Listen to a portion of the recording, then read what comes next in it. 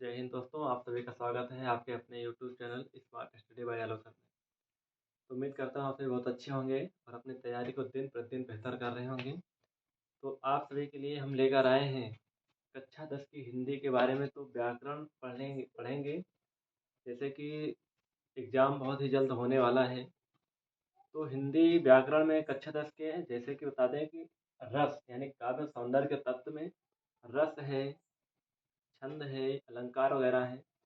तो आज का हमारा जो टॉपिक होगा रस का होगा और आज से हम क्लास की शुरुआत कर रहे हैं। तो आप सभी को वीडियो प्रोवाइड करते रहेंगे आपके एग्जाम को देखते हुए। तो आज का जो है क्लास कौन सा है, रस का है। तो रस के बारे में कुछ थोड़ा सा जानेंगे। जैसे देखो, परिभाषा क्या है।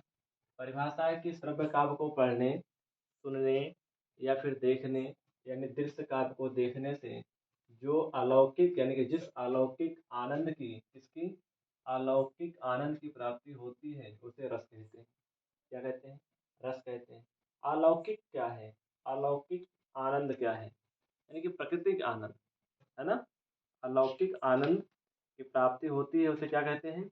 रस कहते हैं। कैसे? देखो, यानी कि अवर्णनीय प्राकृतिक रूप से जिसका वर्णन ही न कर सके वो आनंद जिसका प्राप्ति होगा वही क्या है? अलौकिक है। बड़े ही सिंपल आसान तरीके से अगर रस के प्रकार की बात करें तो रस के प्रकार है 9। हमने लिखा 8 भी है और 11 भी है। तो रसों की संख्या कितनी है? 9। लेकिन वर्तमान में रसों की संख्या कितनी है? 11। देखिए, अगर कहें कि भरत मुनि के अनुसार रसों की संख्या कितनी है तो आप कहेंगे कि 8। भरत मुनि के अनुसार रसों की संख्या 8। कौन कौन से? तो अगर बोले कि तुमसे पूछें कि भरत मुनि ने किस रस को रस नहीं माना है, आप सिंपल से बता देंगे कि शांत रस। शांत रस को भरत मुनि ने रस नहीं माना है। ठीक। उनके अस्थाई भाव होते हैं। तो अस्थाई भाव की संख्या अगर पूछे तो 9। फिर उसके बाद देखो, आज जो हमारे सिलेबस में है लगभग हास्य रस और करुण रस, यही से पूछा जाता है, हास्य रस और करुण रस।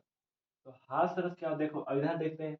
रस के अंग यानी कि तत्व की अगर बात करें तो कितने हैं?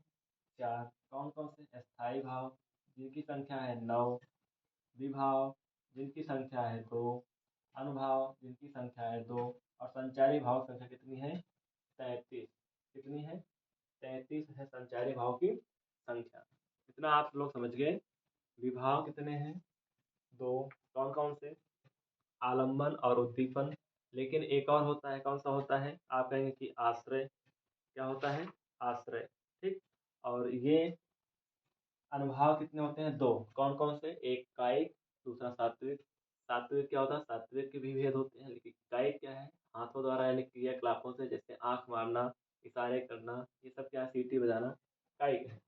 और संचारी भाव की संख्या 33 है।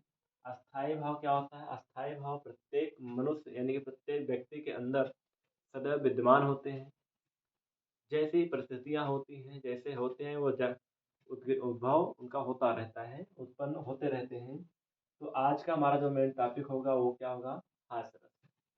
हास्य रस की परिभाषा देखते हैं क्या होता है कि विकृत वेशभूषा, वाणी, चेष्टा आदि को देखकर मन में जो विनोद उत्पन्न होता है, विनोद का मतलब जो उत्साह उत्पन्न होता है, वही क्या कहलाता है? हास्य रस कहलाता है। हास्य रस का स्थायी भाव क्या होता है? आप बता देंगे कि हास्य होता है। क्या होता है? हास्य। अगर आलम्बन यानी कि विभाव की बात करें तो विभाव क्या होता है? आप क्या कहेंगे? जैसे कि आकार। क्या कहेंगे? आकार, विकृत, वेशभूषा। कैसे? विभाव क्या होता है? आकार, कोई टेढ़ा मेढ़ा है। वेशभूषा, कोई उल्टा सीधा पहन लिया कपड़ा, फटा फटा, तब भी देखकर जो है तो हंसी आती है। और वही क्या है?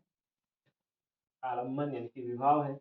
अनुभाव क्या है? जैसे कि मुस्कान, नेत्रों की चंचलता और उसके ठहाके, है ना। जैसे कोई देखता रहे थे वो आंख मार दे, ठहाके लगा दे, किसी को देख के हंसने लगे या मुस्कान मुस्कुरा दे, वो क्या है? अनुभाव होगा।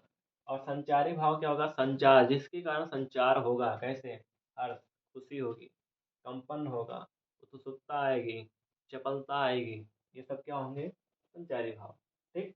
इतनी बातें अगर आप लोग समझ गए हो तो अब आते हैं उदाहरण पे। किस पे आते हैं? उदाहरण पे आते हैं। कैसे आते हैं उदाहरण पे और देखते हैं आगे उदाहरण क्या है। ये जैसे आपको बोर्ड पे नजर आ रहा है कि उदाहरण हमने 3 लिखे हैं, 1, 2 और 3। तो उदाहरण तो सभी लिखते हैं, किताबों से रट लेते हैं, विद्या से रट लेते हैं, लेकिन सभी जो उदाहरण लिखते हैं वो एक समान लगते हैं। जब एक समान लगेंगे तो समान नंबर सबको मिलेंगे। ये बात मानते हो नहीं मानते हो? तो आइए हम कुछ अलग से उदाहरण देते हैं, ताकि आपको लगे यानी कि एग्ज़ामिनर्स काफ़ी जाँचे तो उसको लगे कि हाँ, बच्चे ने कुछ अलग से मेहनत किया है और अलग से मेहनत किया है तो नंबर भी कुछ अलग ही देना पड़ेगा। कैसे देखो पहला उदाहरण क्या दिख रहा है? पहला उदाहरण क्या दिख रहा है? पहला दिख रहा है कि नाना वाहन नाना बेसा, बिहसे शिव समाज निज देखा। बड़ी ही सिंपल बात से देखो समझो। नाना वाहन नाना बेसा, बिहसे शिव समाज निज देखा। अब शंकर जी का विवाह हो रहा है। क्या हो रहा है? विवाह हो रहा है। कैसे देखो, अरे नाना वाहन नाना बेसा, शंकर जी की शादी यानी कि बारात में नाना प्रकार के बहुत थे, अनेक प्रकार के वाहन गए थे और अनेक प्रकार के वेशभूषा वाले लोग गए थे। जैसे आपको पता है कि कीड़ा, बिच्छू, हाँ, बैल, सियार, लोकड़ी, ये सब गए थे ना। तो नाना वाहन नाना वेशा, बीसने शिव समाज ने देखा। जिसने भी समाज में शिव जी को देखा, सब के सब हंसने लगे।